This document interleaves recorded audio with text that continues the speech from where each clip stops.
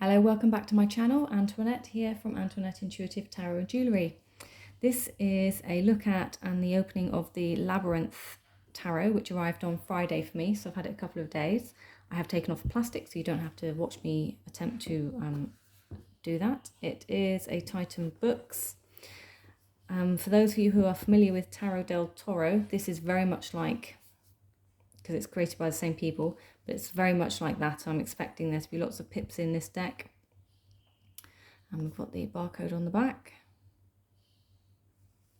So this is obviously based on the Labyrinth, the film, the one with David Bowie, not Pan's Labyrinth, which is one I always used to get confused with. So you have thumb holes to get the box lid off. It's purple inside. We have the guidebook, cards and a ribbon, and a nice stripy insert to keep cards safe.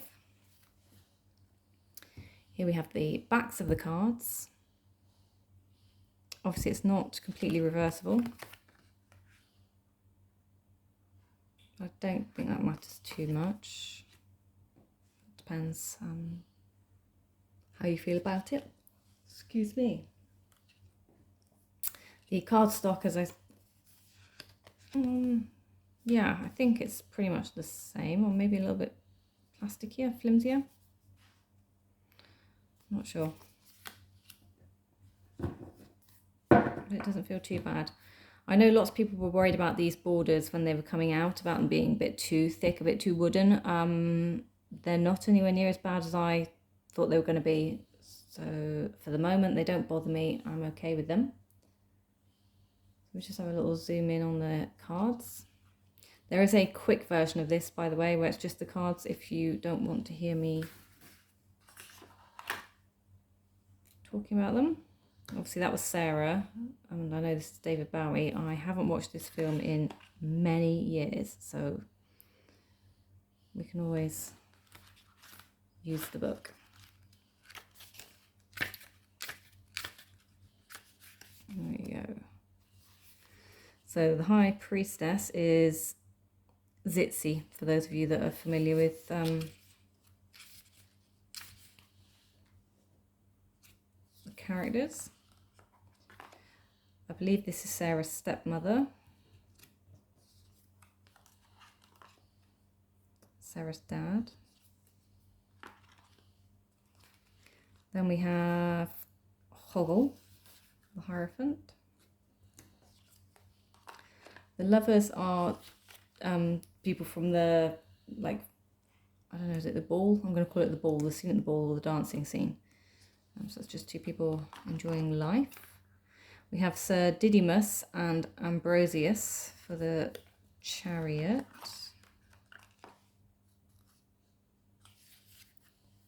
Strength is the goblin called Humongous that guards the gates to Goblin City. Would that be right? Two cards now, sorry. We have the Wise Man for the Hermit. The Wheel of Fortune. So these are the stones, aren't they? But there's keepers of the stones. Are they the goblins that turn the stones? So when you put an arrow, or if you might make a marking on the stones, so you can find your way back. There they are, the little people underneath the stones. Move them so you can't find your way back. So it's like going into the labyrinth and being lost. So we have the hands, the helping hands for justice. Hanged Man is Ludo.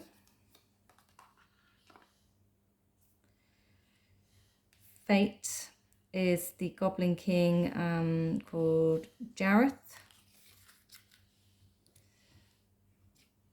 Here we have those door knockers, the arguing door knockers.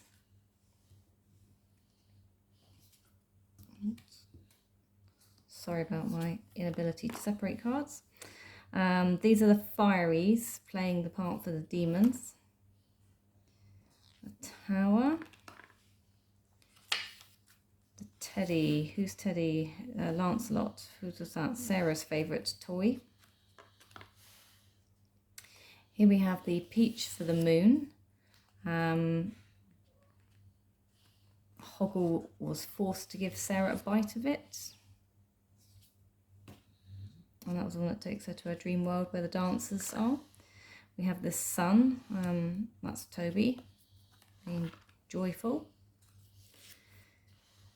These are just door guards blocking the doors, and they have their twin sides to them for judgment. Which road will lead you where? The world is the labyrinth itself, full of twists and turns and fate. We then have the poles. So the suits are different names. Poles are wands, I do believe. And this is Rowan Baba, the Prime Minister of the Goblins. We have Gertie for the Queen.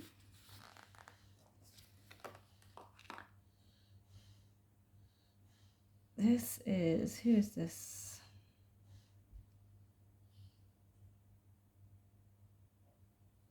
I don't think this one's anyone in particular. It's just a knight ready to charge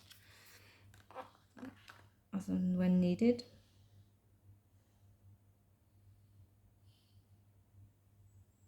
And same with the page. I don't think we have a name for the page. Then have the pips. So this is where the deck is often becomes Marmite for everyone. They either love them or they hate them. I think these pips are slightly better than the ones in Del Toro. At least they're a bit more interesting with how they put them together.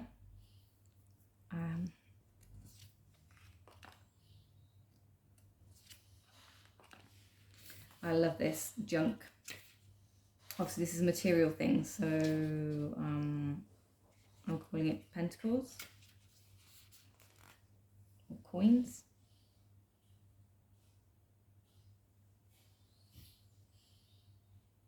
Let's just see if we have a name for our junk king.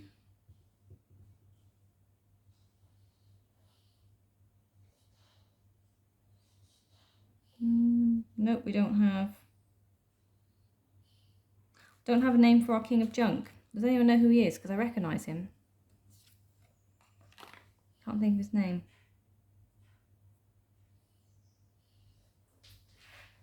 Same for our queen of junk. She just appears to be given that. Of course, the knight of junk with the boulders moving. That's Marjorie, by the way. Our page of junk. Let's see if he has a name. He's just a fledgling collector of junk. Can't see a name for him either.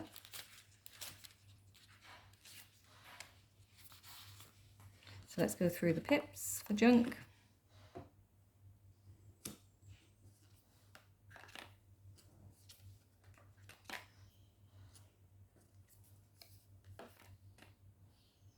So sort of change part way. So we have all things junk and food. So I guess you got your health related in there as well. Measure of success.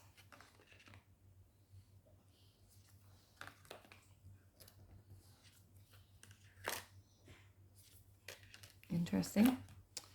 Feathers is air. So we have the owl.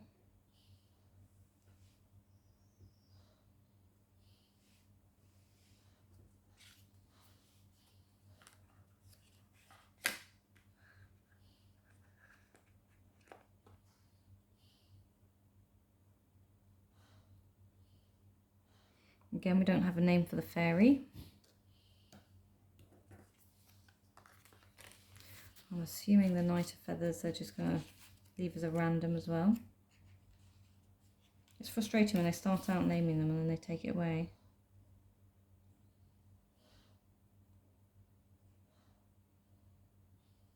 Nope, I haven't given him. Can't see a name for him. And same with our page. So far it's only the wands that have names. And then we have our Ace of Feathers. That's so cute.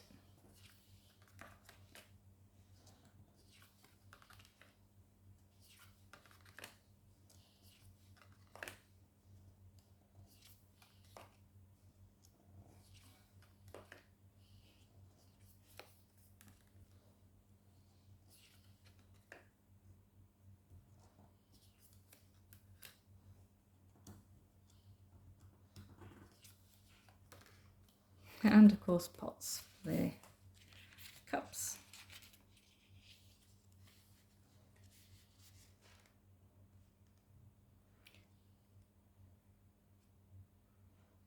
So king as dependable as malicious, who is the helpful, harmless, hollow-bodied creature. So they get a name.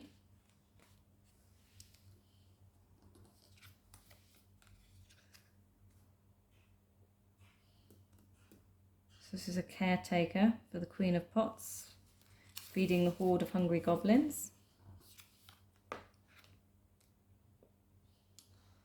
We just have a chivalrous romantic for our Knight of Pots. And our page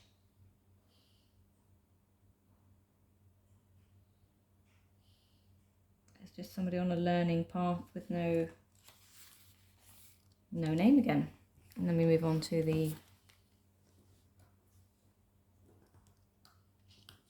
clips.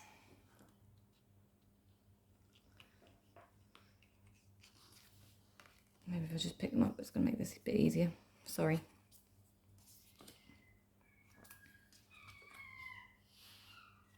Seagulls.